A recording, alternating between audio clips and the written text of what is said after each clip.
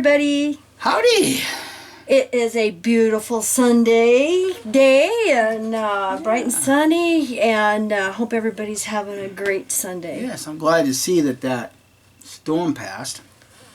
Coffee, anybody? Tea? Milk? Pacifier? Security blanket? Pillow? Really? What? You're not going to sit there and behave yourself? Don't make me get the choke chain again. I'm sorry.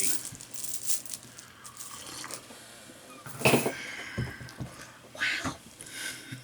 Oh, so many things. So many things. Oh, what a thrilling week this was. I know it. Great. We've got several things we want to Stay tuned till the end, though, because we're saving the best for last. Yeah, oh yeah. Absolutely. First of all, I want to give my personal thanks to Pam. Sweetie, will you marry me? You made his month. Man, 7 pounds of M&Ms. My goodness. I mean, it just doesn't get any better than that. Thank you, sweetie. She sent me a hummingbird. Yes. Beautiful. Looks like it's been water jet carved, so that means now the hummingbirds are going to be here year-round now. Yep. And she made Shyla and I a bag. Yes. Very, very thoughtful, very kind, very loving. Yes. We have the best friends, I'm telling you. I'm telling you. And I want to thank Frankenstein Attic. She is an artist, and she has made this, drew this of Mike and I. And I'm thinking of having this blown up and put on t-shirts for us, and maybe have like Watchtower Exposed. Oh, yeah. Oh, that novel. Yeah. Novel. And she did some drawings, Fairy Tale and Unwitnessed. Your drawings are on the way. I sent them to you, so you should have those in a few days. Yep. So, thank you so much.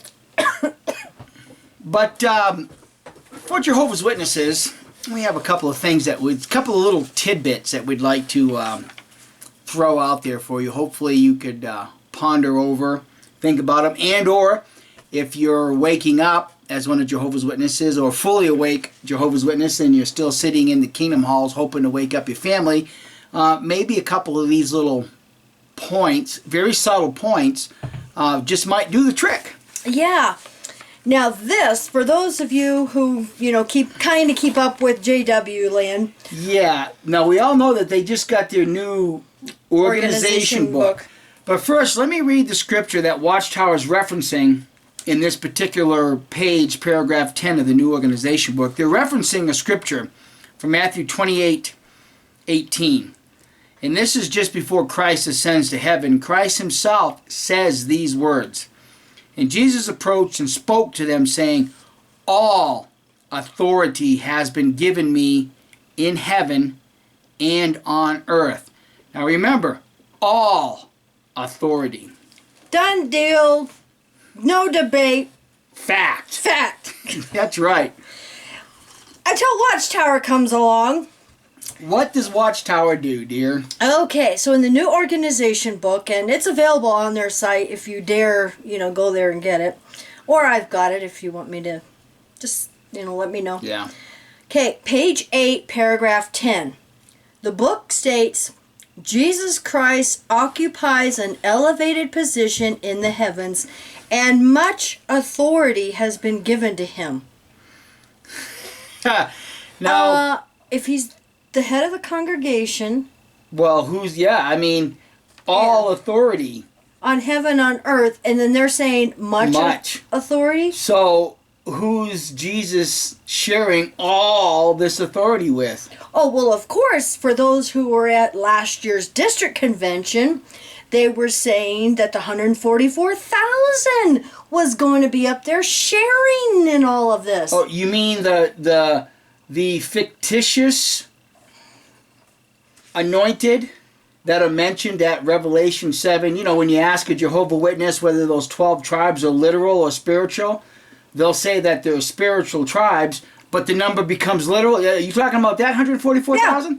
Oh, you mean, now, correct me if I'm wrong, but I think the governing body has recently, fact conclusive, identified themselves as the faithful and discreet slave, right? I guess. Now, I find it curious that these men who are claiming to share all this authority, or much of the authority, or whatever's left over between much and all, I have yet to see a governing body member do a JW broadcast with a little flame dancing above his head. I mean, honestly, has anybody yet to confirm that? That these knuckleheads have got little flames dancing above? I mean, come on. There's no physical proof. No physical proof. But you know what, though? Because Deep Throat kind of did a little analysis of this. Let's see here. The authors of this revised text void mention of Jesus' revelation in Matthew 28:18, namely that all authority has been given me in heaven and on earth. This is, yeah. I'm not, where is my glasses? Why don't you finish reading that for me, dear? Okay, this is diluted to much authority in the text is truly egregious. Yeah. He's using big words again that I don't know. Yeah, and quite honestly, Watchtower, Jehovah's Witnesses, the Bible does tell us that by honoring the Son, we honor the Father. But yet at the same time, how does it honor Christ when you're diluting His own words from all authority to much? Yeah. It's just a travesty for cult worlds, isn't it? I know it. Now, also another thing, for those of you who haven't seen Dallas, Canada's latest video, it is really good. It's only about 2 minutes. And thank you, Lucy, for calling and alerting us to this video because it is really good. And it is called Between Jehovah and Jew. So when you guys get a chance, go check that one out. Well, I would hope Dallas doesn't mind, but I'm going to add a little bit to that. Not to steal anybody's thunder, because if most of you remember, back in August as a birthday gift, my darling wife she bought me a copy of the Freemason Bible, and in it has a glossary of terms, just like the silver shank, and it also has the definition of Jehovah. And the question is asked, why is this name significant and profound among Masons? And even when I did that video back then, I had made the note that in their glossary of terms that there's absolutely no mention of Jesus Christ. Yeah. Absolutely none. Nothing. There's no definition in C's on the Christ, no definition in the M under Messiah. There's absolutely no mention of the head of the congregation, Jesus Christ. And we find it very ironic, and as Dallas points out, that even in the rusty shank, there's no mention. The silver shank, that's right. I get the rusty shank here ready to go for another part. I know, it gets confusing. I know, but even in the rusty shank, there is no mention of Jesus Christ. So Jehovah's Witnesses. Silver shank. Yeah, silver shank. Thank you. So Jehovah's Witnesses, please answer this question. How do you honor the Son by not even giving Him a mention in your glossary of definitions? You don't. You completely omit any definition or reference to Jesus Christ. But what we found really interesting is in the newer King James, they also have a glossary of definitions in a concordance. They happen to have Jesus Christ. Imagine that. Imagine that. The evil Christendom in the King James, that is so horrible, since their New World Translation is a far superior Bible. Well, yeah, Watchtower even says that Bible scholars critically acclaim the New World Translation. But yet, they give no honor to the Son. So how do you honor the Father if you can't honor the Son? Yeah, but it's just interesting how they say the name Jesus means Savior, the title Christ means anointed, and then they go into a definition that's this long. So, here's evil Christendom, with their inferior King James version. Yeah, but what's even more interesting, when you read the definition in the Freemason Bible, of Jehovah and how much that name means to a Freemason. And Profound. you know, as Jehovah's Witnesses, that name means everything to them. In fact, Jehovah this, Jehovah that. yeah, in fact, they'll even go so far as to say that it is the personal name of God, which it is not. Jehovah is nothing but a English bastardized version of some, I don't know, some drunken monk. I guess it's some, maybe he was doing magic mushrooms or something. Who knows? But it's interesting that even in this King James Version, the name Jehovah appears in the dictionary and concordance. Jehovah is just one sentence. Title of the Supreme Being. They don't go so far as to say it is the personal name of God. They just simply say it's the title. So, which, really blows what Watchtower says right out of the water, because even the authors and the publishers of this particular version won't go so far as to say that it's the personal name of God. They even acknowledge it's just the title. I love it. I know. Interesting. Now, I was cleaning out a box, trying to clean up my office a little bit, and I came across something from a few years ago that his mom had sent us, and I thought it was a bit humorous.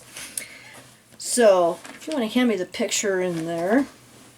Okay. But here, they have cutesy little picture with writing, and then inside they've got, the whole program. Yeah. And she sent a picture with it and everything. But it's a special presentation dedicated to our spiritual parents and grandparents. Now, I remember when his mom sent this to us and called.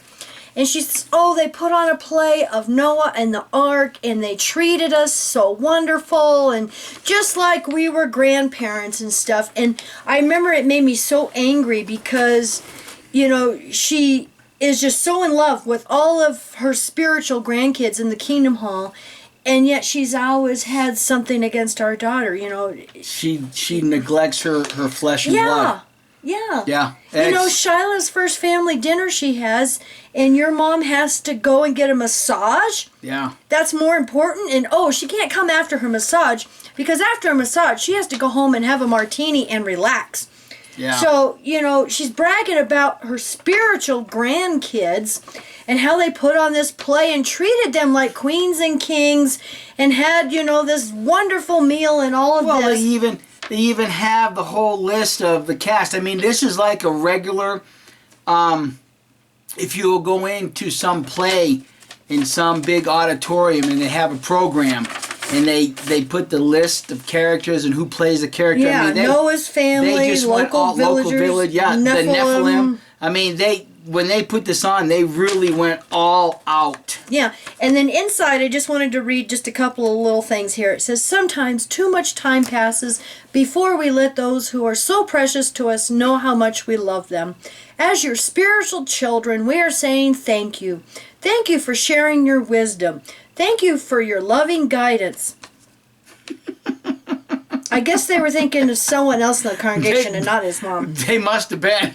Thank you for your example of endurance despite advancing age, sickness, loss of mate, and other trials that have come upon you. For those of you who may be confined to your homes, blah, blah, blah. And the thing is I'm not mocking that these kids, wanted to show their appreciation to the older ones. But, for his mom to brag about, how wonderful a day this was, and then she can't even call her granddaughter to see how she's doing. Yeah. And this is back when we were still good witnesses in good standing. Yep, couldn't even call her and say, hey, do you want to go out in service with me? Hey, do you want to go out to lunch? Or just showing up for Shiloh's first home-cooked family dinner. Yeah. Yeah, it's got hypocrisy written all over it. Yeah, exactly. And then, she sends a picture of the whole cast. Yep. But... Well, that's what happens, when you're stuck in a cult and you refuse to wake up. Or you refuse to question things that just don't seem right. Because I wonder how many Jehovah's Witnesses are going to truly sit down and read that new organization book on page 8, paragraph 10, and catch that Watchtower has diluted a portion of the Bible. Yeah. By saying much authority instead of saying all authority. But you know, it's not just that. There's something else that you might be able to find interesting. This was shared to us from a recent friend, and we will divulge that in a minute. It's found at John 17:3. I want to read this from the, let me get this right now, the old Rusty Shank. John 17:3. This means everlasting life. They're taking in knowledge of you, the only true God, and of the one whom you sent forth, Jesus Christ. Now, I want to read this from the King James Version. John 17:3. Now, you want to remember that as one of Jehovah's Witnesses, we would explain to the people at the door that we would no longer reference or use the King James Version because it's just a version. Whereas the New World Translation is a translation, thus a far superior Bible. And easier to understand. Easier to understand. But the King James Version, John 17:3, says, "And this is life eternal, that they might know thee, the only true God, and Jesus Christ, whom thou hast sent." Well, know thee. Know thee is a huge difference from taking in knowledge. But what does the new Silver Shank say? I'm learning. I'm getting it. And you still haven't gotten your glasses. I know. Okay, John 17:3. This means everlasting life. They're coming to know you, the only true God, and the one whom you sent, Jesus Christ. You mean it's the same as the King James now? Just about. I mean, Watchtower has now taken out, from a far superior translation, people. It's not a version. This is a translation. The New World Translation. I mean, heaven forbid that you read from a old version. Old archaic But now it seems like Watchtower is now coming more in line with, false religion, Christendom. Well, I was going to say, it's interesting for them bashing the King James for my entire life, 49 years that I was a witness. Yeah. And now they have made their new Bible say more exactly. in line. And what's interesting, too, the difference between knowledge and knowing. Yeah. I want to thank Spike R for this because we were talking about this. Loved talking to all of you guys this morning. That was great. It was gas. I'm telling you. It was just perfect. If you read a biography about someone's life, you take in that knowledge. And after you've read a biography of someone's life, you walk away by saying, I feel like I've known that person all my life. But you don't, because you say, I feel like I know. You don't really know that person. Whereas if that person had a child, that child would know the parent. The child would know who the biography was being written about. And I got a question. Why has Watchtower changed the new crap translation, the rusty sword, the rusty shank, from taking in knowledge to now being more in line? Did all of those Bible scholars finally get to you to where you have to now follow suit? Now, if this is the matter of fact, Watchtower, then all along the King James Version had the truth as opposed to a translated version of the Bible. Who had the truth? If you've now gone back to what the King James says and what most other Bibles around the world says in this revised version, then that shows that these people, the King James Version, had it right all along, and you're the one that's had to make the change. If you've got to make this change, then you don't have truth. What you have is a bastardized copy of this, the version. That was a good thought. Thank you.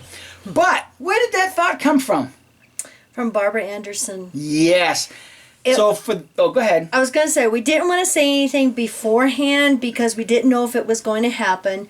But Barbara and Joe Anderson and a friend of theirs, Joy, it was wonderful, wonderful to meet the three of you and have dinner with you. They were driving from, where they live out to Las Vegas to visit with a friend of theirs, and they spent a night in Albuquerque, and it's like, oh, we will gladly drive into the city to have dinner. And we just wish that we could have spent more time with them and listened to them all night. I mean, the stories, and Barbara Anderson has Ray Franz's furniture. It's like, oh my goodness. It's like, we're not worthy. Yes, I gotta say, very, very down to earth people. Humble people. Oh my goodness. It was just incredible. She's quite the character, and we love those characters. Yeah. And very spunky, and just amazing, sweet people, and I wish everyone had a chance to meet them. It was interesting. I mean, like when Tony came here for the first time and we got to actually, hug and feel the person, Skyping is talk about getting to know someone instead of just knowledge of a person. Yeah, exactly. And feeling somebody's warmth and hearing their voice, live in front of your face. It's just a wonderful, wonderful experience. In fact, when I hugged Joe first, Joe didn't even put his hand out for a shake. His arms were immediately opened for a hug, and it's like, yeah, this is what I want. And then we hugged, and then I turned to Barbara, and her arms, same thing, arms wide open for a hug, and I gave her a little kiss on the cheek, and she says, well, I don't remember what she said, because I just couldn't believe I was in the presence of Barbara Anderson. Yep. But she said something about the kiss, and I says, Barbara, we're still family. Just because we've left a cult doesn't mean I have to stop calling you sister. We're family. And the feeling was mutual. What a wonderful experience. For those who may not know who Joe and Barbara Anderson is, why don't we put in a clip and show a little bit of what she does? Because, to us, she is they are like the apostates.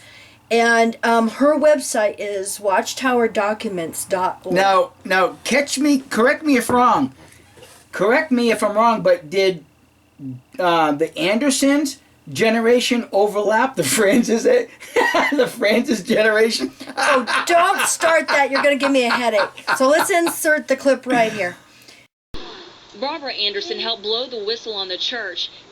This is a copy of her research. She's collected more than 5,000 pages of court and church documents. It started in the early 80s when she went to work for the church's headquarters in New York and came across some disturbing letters. Many of the letters discussed their own abuse and accused men of prominent position in the organization of being their molester. Anderson says church policies protected abusers. Victims actually had to have a witness. So that is Barbara Anderson. Yes. And it's funny because she also did the Dateline show back in 2002. She did 2 of them actually. And as good Jehovah Witnesses, we were told not to watch that because it was put on with apostates. We were actually sitting at a district convention when that announcement was made. Yeah, and it's funny because at dinner, in the picture, you'll see that I was actually sitting across from Barbara, and I turned to Shyla and I said, when we were good Jehovah's Witnesses, secretly watching that Dateline show, and they were interviewing Barbara here, I said, did you ever think, and if you would have asked your JW self back then, would you ever have dinner with Barbara Anderson? And Shyla's face was just priceless. She's like, oh my God, I'm having dinner with Barbara Anderson. Yes. But also, Joy, it was an absolute pleasure. She was at Bethel also. Yes, so. Yeah, and she knew Ray Franz personally, and it was just a pleasure. It was just a shame that we didn't have more time because there was actually 7 of us at that dinner table, and it just, there was just so much chatter going on. You just could. With him around, you know. Hey now, I resemble that. But there was just so much chattering going on that you couldn't possibly take it all in. So we hope that our paths will be able to cross again. Barbara, we do Skype, sister. We do Skype. But you guys have a safe trip, and we hope we can share another meal. And Yeah, it was thank funny because I get all teary-eyed when I think about this. But as we were leaving and saying goodbye in the parking lot, I hugged her and thanked her for all the work that she had done and the self-sacrificing. And for those of you who don't know, they have a son that is still a witness, and he is shunning them. And they have grandkids they haven't even met. And I, just thanked her because, they've sacrificed so much, and she has done so much to expose this and traveled all over the world. She was even at the Vatican, for those of you who don't know. And she looked at me and, she hugged me. She says, honey, you would have done the same thing. You're a mom. And it's like, she's right. I would have, Yeah. Yeah, you just don't accidentally stumble into a file of known pedophiles and child abusers that Watchtower is trying to hide and keep that to yourself. That's absolutely unethical. And here again, it's a matter of right and wrong. And some people might even think that she had no business exposing that.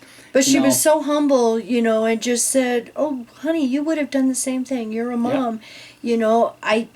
It was the right thing to do, and it's like, wow, Yeah. truly an amazing, couple. And so we hope we've got mutual friends, and maybe one of these weekends there might be a flight out here with mutual friends. I guess we could talk a little bit about what she mentioned about the London branch. A little bit. Yeah. How the London branch construction has halted on that for right now. And I actually had a friend call me, and we were talking, and she said that in the new October broadcast, we haven't seen it yet because we've been a little busy, but she said in the new October broadcast, they have where they are saying to be charitable to your neighbors. And it's like what? Give them coats. If they have a child that needs a coat, give them a coat. Or something pretty much go out of your way to show that Jehovah's Witnesses are a charitable organization. Worldly people? Since when? And so, my friend Lucy has been trying to figure out, why suddenly would they do this? And since we had just talked to Barbara, about, the stopping of the London thing. Right. Well, and the Watchtower, the Bible students, whatever they want to call themselves over there, are fighting right now to maintain or get back their charity status. Right. And we think this might be a ploy to try to get, that back. As suddenly now they're charitable and, a charitable organization. So we know Watchtower always has an ulterior motive or an agenda. Yeah. They don't do stuff out of the goodness of their heart. They have a whole history of 130 years of not being charitable to, other people. Well, here's the thing. We have friends that went down to Louisiana. After Katrina. And Watchtower goes in there. And who's the first they help? Jehovah's Witnesses. As opposed to the Catholics, the Catholic Church goes down there, and who do they help? Everyone else. Everybody. The Mormons go down there, and who do they help? Everybody. So Watchtower, you're not a charitable organization when you limit your charity to your own people. Yeah. You do not fit the criteria of a charitable organization. You don't. Yeah. So, you know what, Watchtower? Put whatever you want. Encourage Jehovah's Witnesses to do this charitable work. The issue is, and the problem is it's too little, too damn late. Because the world already recognizes that you're not a charitable organization. So go ahead, throw that facade out there. Try to change your image. It's not going to help. because the damage has been done. Yeah. Yep. The damage is done. Yep.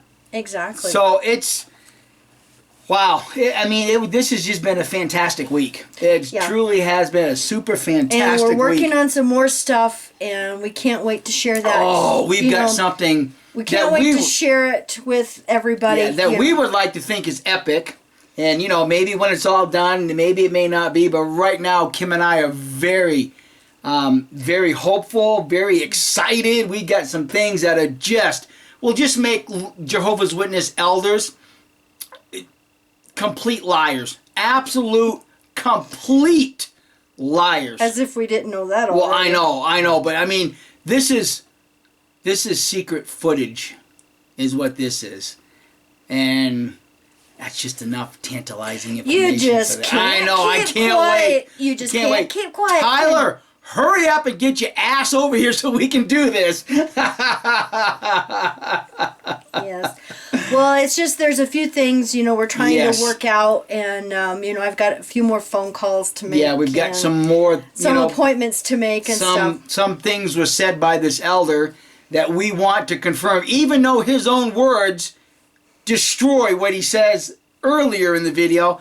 We still want to confirm it from a authoritative standpoint. Yeah. And we'll just give you a little tidbit since he can't keep his mouth shut, and we don't want to be mysterious and cryptic and stuff, but it's about the Rio Rancho Kingdom Hall. Yeah. So there's more coming on that. Yeah, we ain't done with that. We're not done. Yeah. No, this is gonna be epic. I hope. I really do. Yeah. Yep. So. And we're very thankful for the family that came to visit us and took aerial, pictures Yes. of that whole Kingdom Hall and Mira, house, because that was used in the video. Oops. Yeah. So we hope you all have a great week, and we'll try to Send keep our working. love to everybody. Yeah, we send our love to everybody. You have a great week. Bye. No,